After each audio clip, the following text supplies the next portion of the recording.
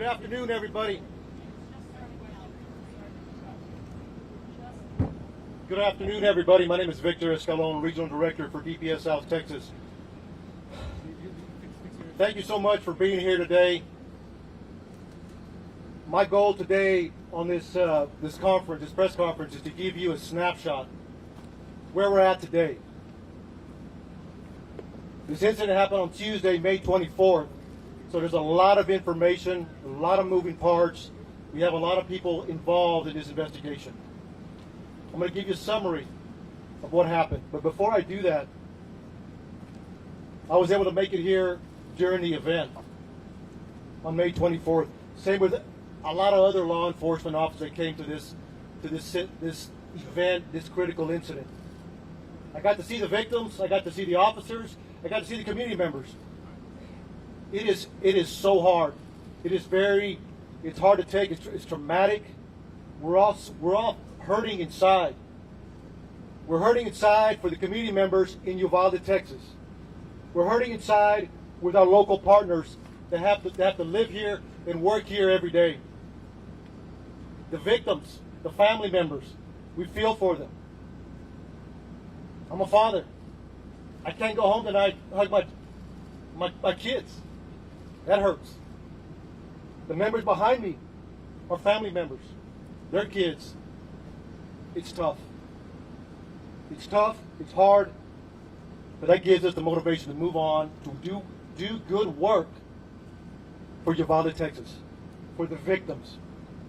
We speak for the victims, and we take that dearly. Before I get started, Texas Rangers are leading this investigation. But we can't do it alone. We cannot do it alone. We have ATF, FBI, CBP, Border Patrol, Uvalde County District Attorney's Office. The list goes on and on and on. But the agencies I told you are the main ones that are assisting with this investigation. We want to know what happened. Recreate the scene. That takes days. That takes hours. That takes time. A lot of information. Then we have to do a lot of interviews. So we just started. We started on Tuesday. Today's Thursday. We're still grabbing a lot of information.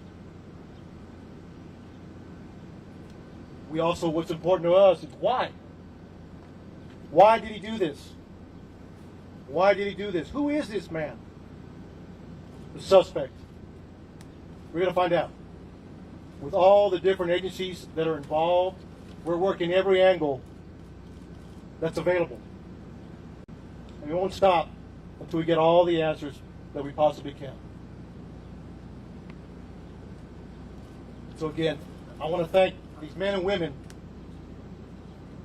that are behind us supporting the DPS and the Rangers.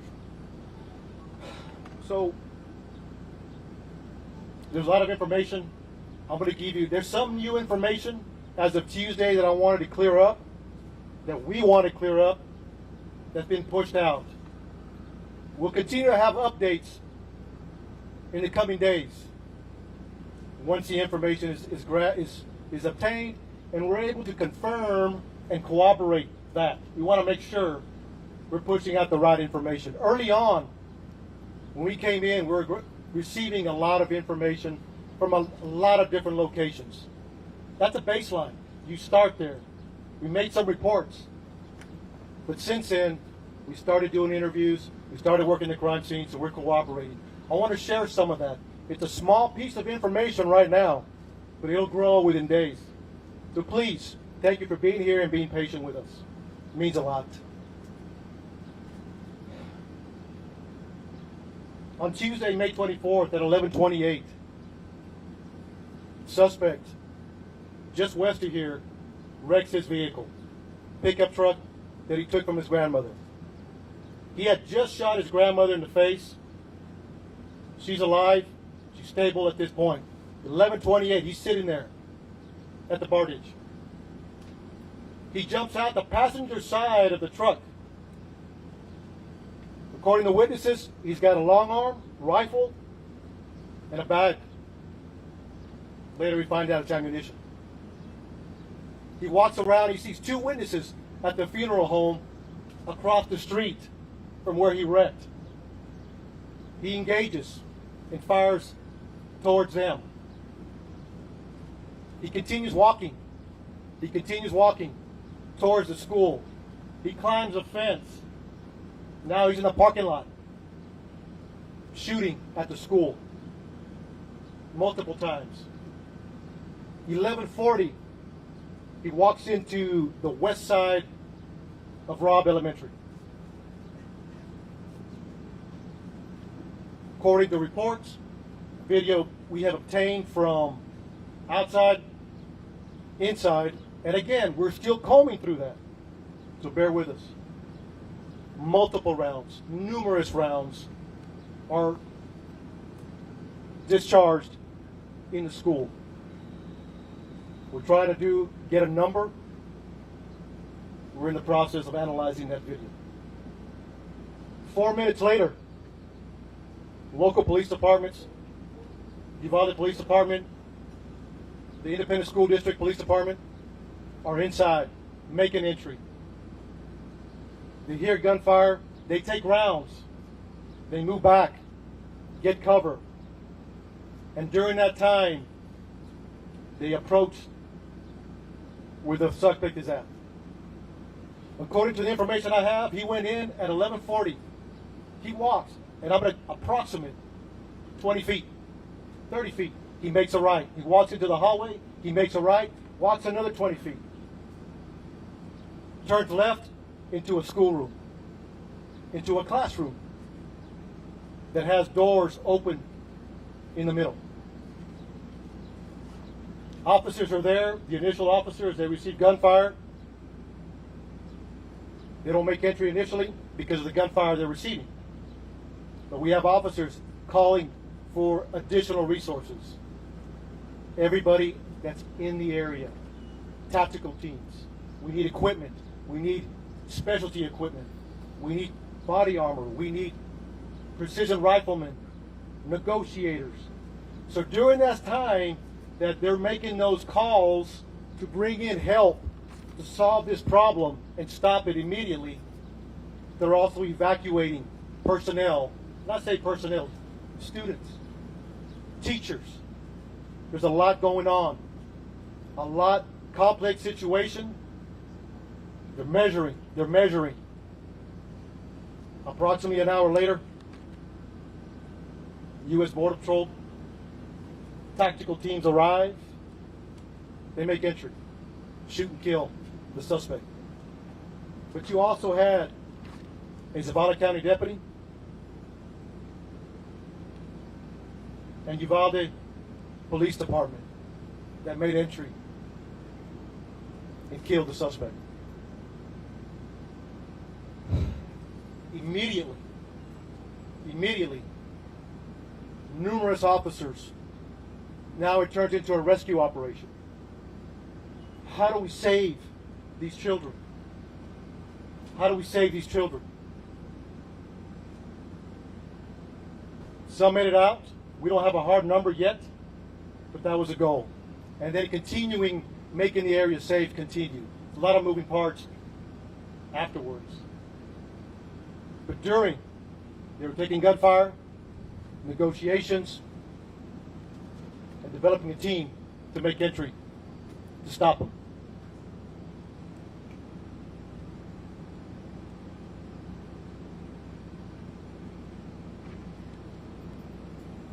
I'll take a few questions. And again, look, a summary. One more thing I forgot to mention that I want to clear up that came out early on. It was reported that a school district police officer confronted the suspect that was making entry. Not accurate. He walked in unobstructed initially. So from the grandmother's house to the bar ditch to the school, into the school, he was not confronted by anybody. To clear the record on that. 4 minutes later, law enforcement are coming in to solve this problem. So, Director, how is he able Step to by. get So, just want to clear that up. That's very important. And again, this will happen as we move forward. So, thank you. I'll take a few questions.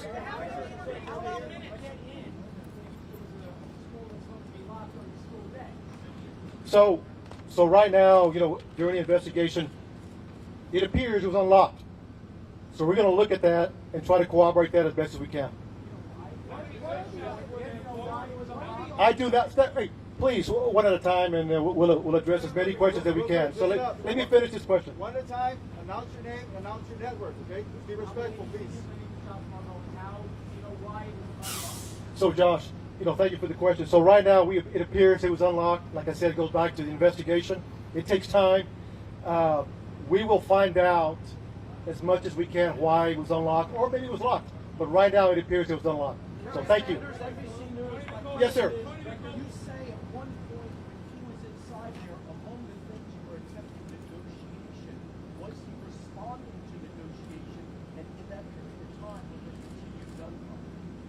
So during that time, right now, according to the information we have, the majority of the gunfire was in the beginning. In the beginning.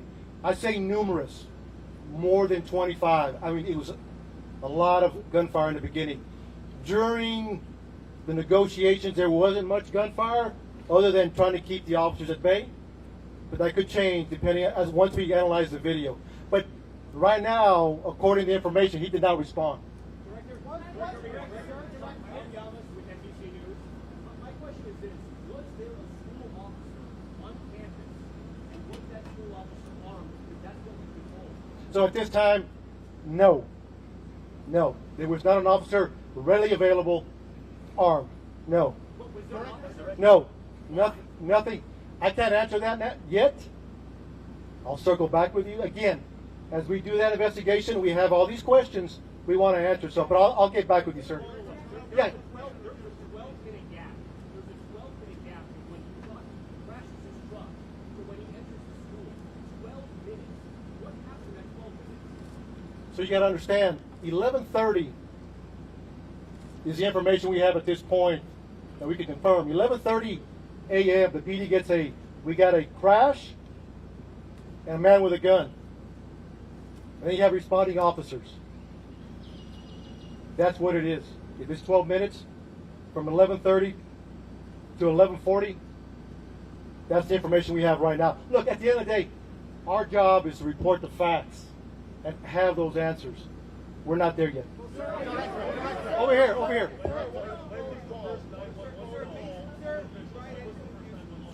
Say it again. So right now, the first 911 call is at 11:30. I will get the time what it took to respond. So we'll have that answer. Yes. Could. There's a lot of possibilities. There's a lot of possibilities. Until we receive an interview, because there was numerous officers at that classroom, numerous. Once we interview all those officers, what they were thinking, what they did, why they did it, the video, the residual interviews, we'll have a better idea. Could anybody have got there sooner? You got to understand, it's a small town. Yeah, people from Eagle Pass, from Del Rio, Laredo, San Antonio responding to a small community.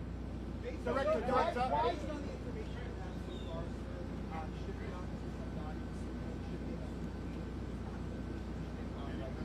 That's a tough question. Again, it goes back. Our job is to report the facts. And later we can answer those questions. I don't have enough information to answer that question just yet. So, one more question, please. Is it accurate that eyewitnesses and potentially parents of the students were urging the police to go in while you were waiting for a tactical SWAT team, even that some parents were asking to borrow police armor so they could make a counter-assault on the school? I have heard that information, but we have not verified that yet. So, What part haven't you verified? we have not verified if that's a true statement or not. Or is it just rumor out there? So you got to understand, we're getting a lot of information we're trying to track down and see what is true. We want to vet it. That's all I have for questions. Thank you so much. One officer went in, had the fact of the Hold on.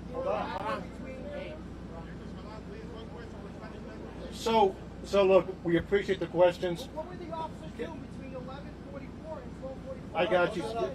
Yes, sir. Barricading, and behind that, you guys have said that he was barricading.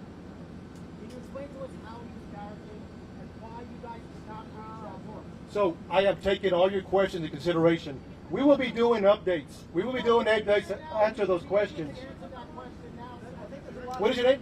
of Shimon. I hear you. Because we've been given a lot of bad information, so why don't you clear all of this up now and explain to us how it is that your officers who are in here for an hour, yes, rescuing people, but yet no one is able to get inside that building. Shimon, we will circle back with you. We want to answer all your questions. We want to give you the why. That's our job. So give us time. I'm taking all your questions. I'm taking them back to talk to the team. And look, thank you for being here. We'll talk soon. We'll talk soon. Thank you. En español. En español. ¿Puedes decir algo en español, por favor? No pudiera decir about the video. Director, ¿puede decir algo en español, por favor? You guys can grab your mics. Right now. Right now, once I go back with it, and I'll see what the song is, and then I'll come back. You guys can get your mics, please. That way